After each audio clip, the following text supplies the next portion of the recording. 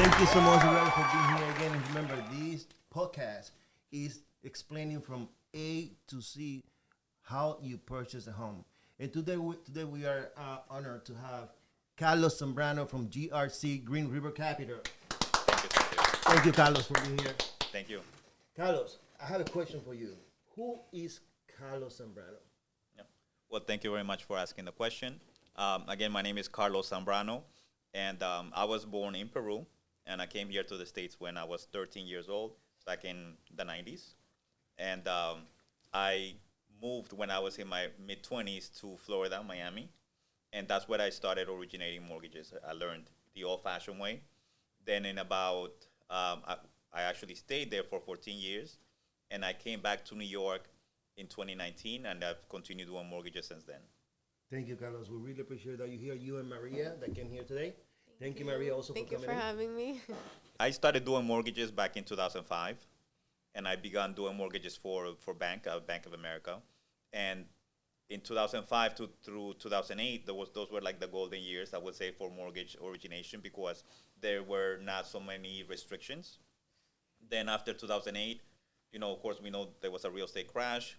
So rather than, when there really wasn't no origination, no mortgages being written, really. The only bank that was writing mortgages was Wells Fargo.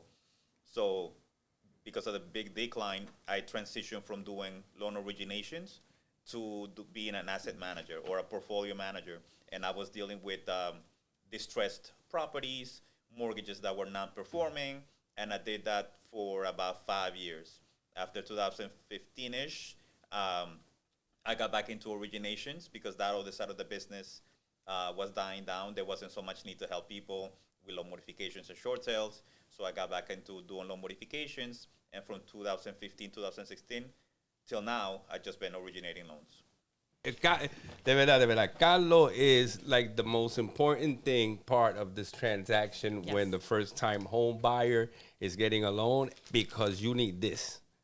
Without the money, honey, what happens, Josie? We can't do anything. We can't do anything.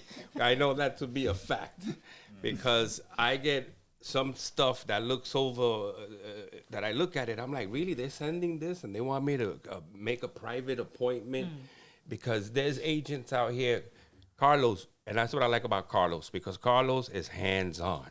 Yes. When I call, he picks up the phone. And if he doesn't pick up the phone, Maria Almonte will pick up the phone, who, by the way, 5 years ago with my son, right, Maria? You and my son. 5 years now ago. You remember. That's right. She was making calls. The way Alex trains it. And Alex is all hands-on, and that's what I like about Carlos. So Carlos, with his team, you're going to get the information straight from him. He picks up the phone. And I get this asked a couple of times, if I apply for an FHA, can I use that? And let's say, because, we have another office in Connecticut, and they'll come here in the Bronx and they buy. Can I use that another FHA loan in Connecticut? Carlos, can you tell our viewers at home if that's possible or not? Because I got the answer, but I'm not going to say anything. And thank God I'm sitting next to Josie. Let me see if I understand the question. If I pre-approved you for an FHA loan, and if you can use the same pre-approval to purchase either in New York or Connecticut, or if you already have an FHA loan and you already own a home and you want to buy in Connecticut, That's right. Which one is That's it? the second one.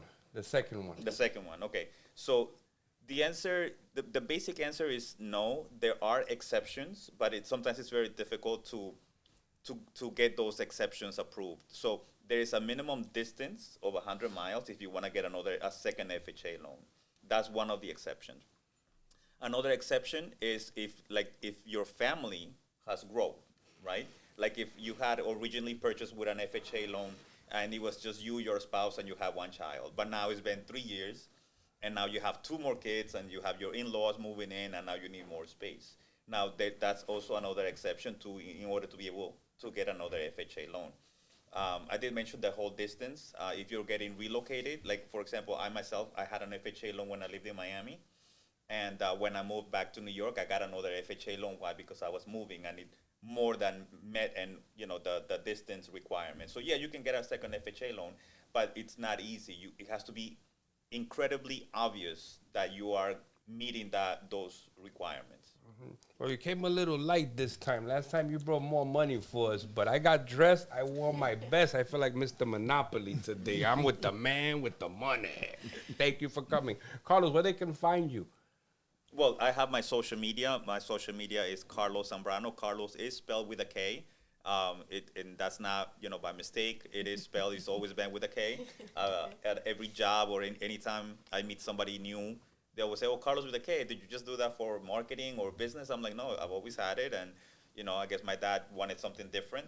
And it's helped me with sales because always people, oh, who you working with? Oh, Carlos with a K? Yeah, I know who he is. It's easy for marketing and advertising. So Thank you. yeah. All right, Carlos, one question. How do you, let's say, first-time home buyer, somebody calls you, I want to buy a house. This person doesn't know anything about, the process, steps, or anything like that. How do you, I want you to tell me the conversation that you have, the initial conversation that you have with this buyer. How do you pre-approve them and all that stuff? And do you meet them in person, and where do you meet them? Okay, so that's a good question. I mean, I meet people, well, first of all, I'm licensed in 5 states. Oh, wow. Here in New York, Jersey, Connecticut, PA, and Florida. And people that want to meet, especially within our Latino community, they want to meet you a lot of times. They're very old school, so they want to meet you in person. So if it's within drivable distance, I'll meet them in person. I usually go to the Bronx, sometimes Connecticut, sometimes upstate. It really depends. The ones that I can't is usually done over the phone. So that's typically how it works.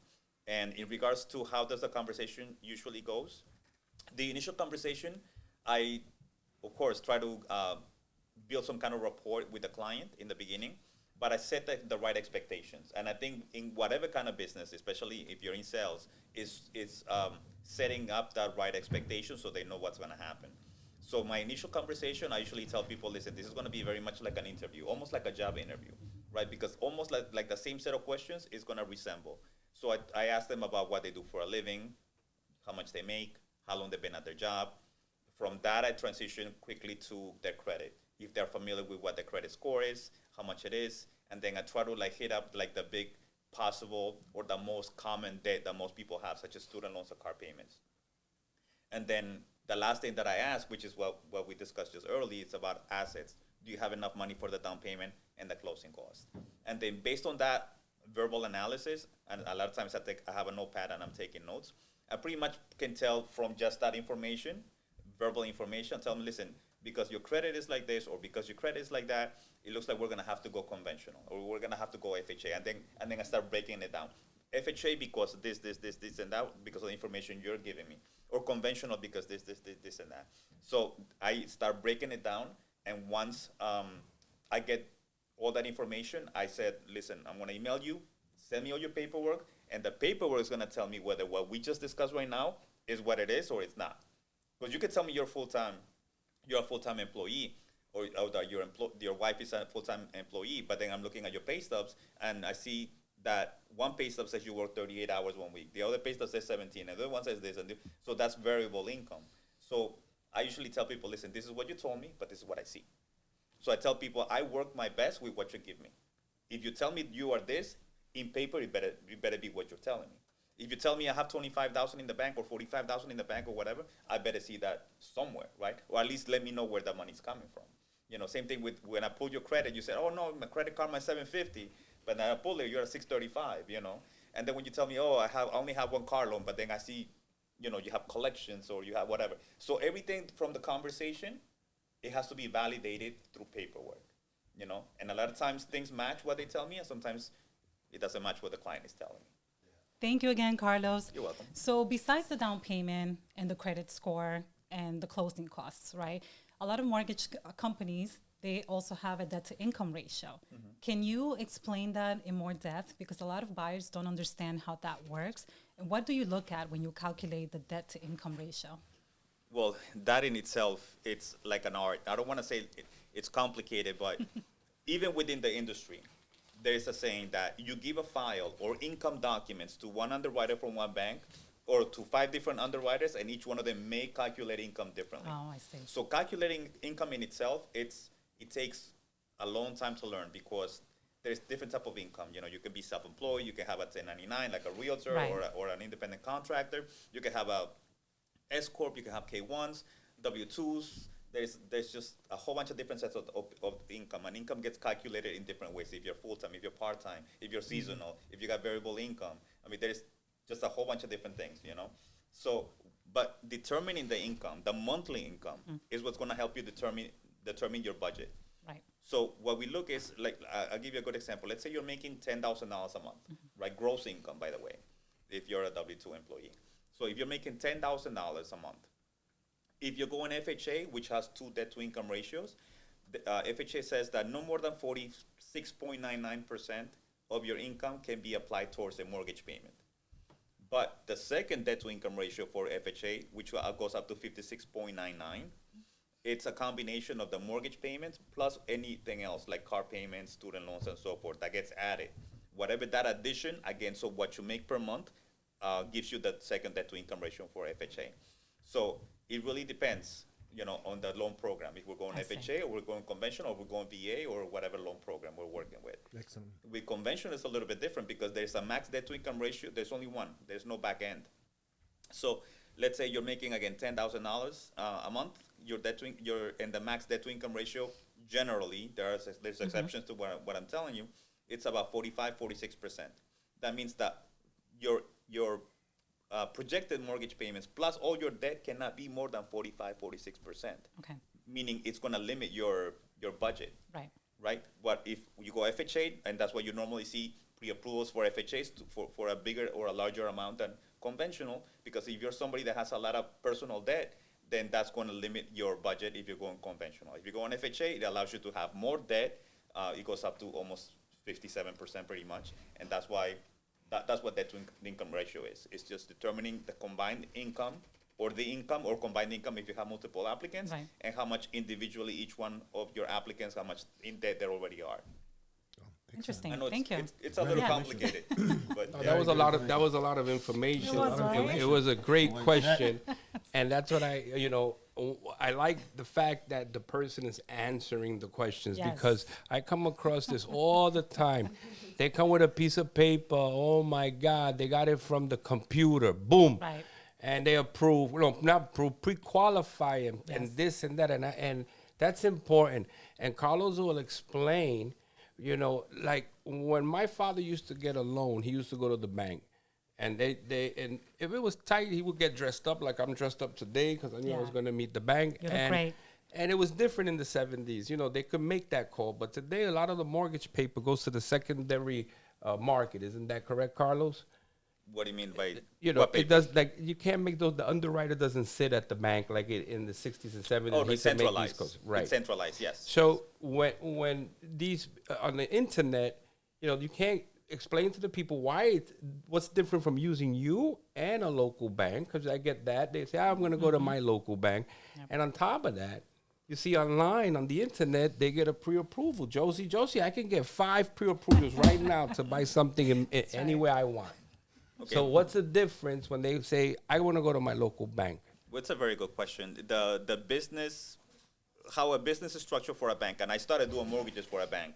So I know for a fact their main core business for a bank is relationship building, right? It's not doing mortgages. They don't specialize in doing mortgages, right? They have the basic mortgage products, just like they have the basic car loans, the basic merchant services, the basic credit cards, and so forth and so on. Everything is very basic.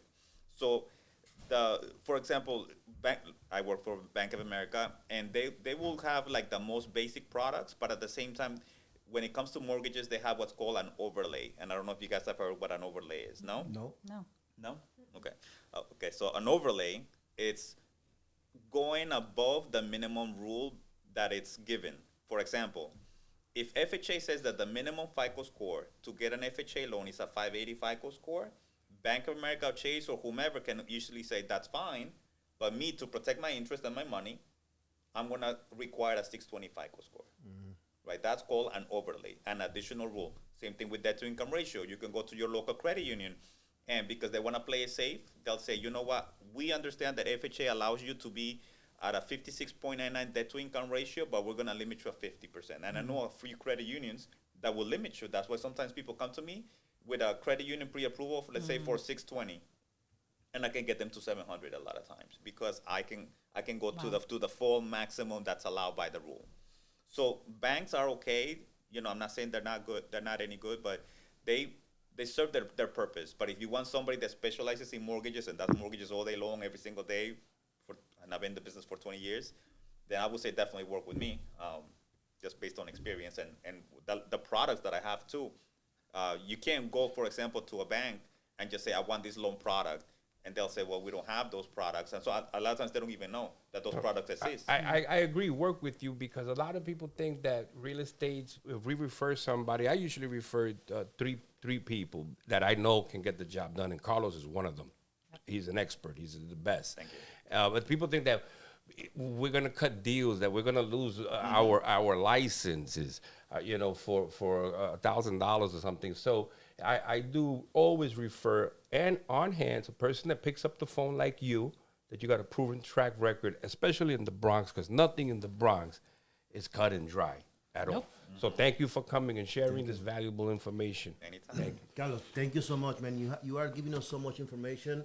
I mean, you guys that are looking at this show, please don't forget to like us. Don't forget to share it.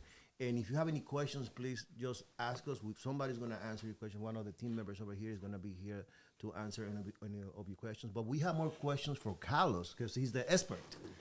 Here we're talking about, like Adrian said, money, money, money. So basically, you partner up. You're going to buy a house with 3.5%. Guess what? You're going to have a partner. Guys, so don't forget, please, to like us. Don't forget to comment. And don't forget, if you have any questions, please let us know. But, we have Carlos over here. Carlos here is the expert, and he's the money guy. So just to let you know, guys, when you go to get it, when you're going to go and get a loan, you are going to partner up with the bank. So basically, you put in 3.5%, and the rest of the money, the bank is going to put the money. So now I have another question for you, Carlos.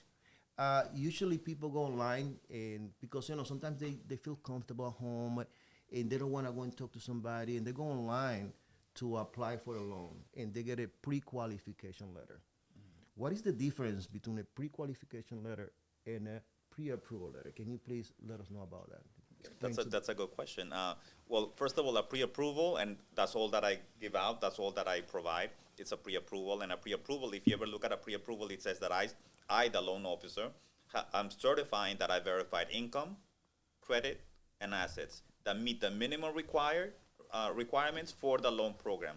And the pre-approval letter will say the loan program, the budget, how much is your down payment, property taxes sometimes, and then I sign off on it. So as a loan officer, I have power to sign off on a pre-approval letter. An underwriter, that's something else, but an underwriter is somebody that has power to give final approval and final signage on a loan. That's typically how it works. Excellent. Oh, and a prequel. Let me answer that question. A prequel. So somebody that goes online, and I've seen this a lot, especially with like veterans that they have a lot of resources. So some of them go online, and I know one credit union that is a veterans credit union. I don't want to say that name. That you can easily log onto go onto their website, key in some basic information. Sometimes they will pull your credit, sometimes they won't, and it gives you a prequel. It says you've been pre-approved. They haven't checked income, assets, or and when they haven't pulled credit. So it's a very light, it's just a light pre-approval. It's just a prequel. So it really has no weight. And for any experienced agents that have been in the business for a long time, they know how to differentiate a prequel between a pre-approval. So if you're serious about buying and you want to be competitive, you always want to work with a pre-approval. That's excellent. No, another important thing is that Maria Almonte, she's called the processor, and That's right. Carlos approves everybody with the wand, ching, ching, ching, and then they're going down like little ducks down to Maria, who has to collect paperwork, collect everything, and that's good. And the difference with getting a great assistance like Maria, Carlos, on your team, so it shows that you have a good following, because I've worked with Maria in the past, like I mentioned earlier. But I did want to touch on one topic. But Josie, please, I know you have a question. I do. Yeah, so please jump right in. So I must admit, I don't have a lot of knowledge about this topic, so I'm also very curious. Mortgage points. What does that mean? Who do you recommend them for? When do you use them? Well, it depends what you mean by mortgage points in regards to what exactly, like the interest rate. Yes. Okay, so whenever we quote somebody a particular rate, right? The most mortgage brokers, we have different databases, but whenever we have an actual application, we click on a few different areas and it tells us, okay, based on the information you're giving me, based on the debt to income ratio, based on the credit score, based on different metrics, because it's like an algorithm, Right. it's going to give me a spreadsheet of all the rates. And it's going to say at par, meaning where you land fairly, right? Where you don't have too much, you're not getting charged extra money, or where the bank's not going to giving you any credits back to you. At par, it's going to say, okay, you qualify for a 7.1% or 7% to keep it simple, right? But if you say, well, I'm not happy with that rate, can I get something better? I would tell them, listen, you can pay points or buy points, right? And then you look within the spreadsheet for a better rate, and right next to it is going to say this is going to cost this much, right? So those are points. That's what we consider points. So you can pay extra points to get a better interest rate. And who pays for that? The client. That's why I like Josie, because Josie is always on top of the money. And all our guests got to give us a pro tip. A pro tip. Should somebody get how does the guy that's paying for it, right? The buyer's paying for these points, right?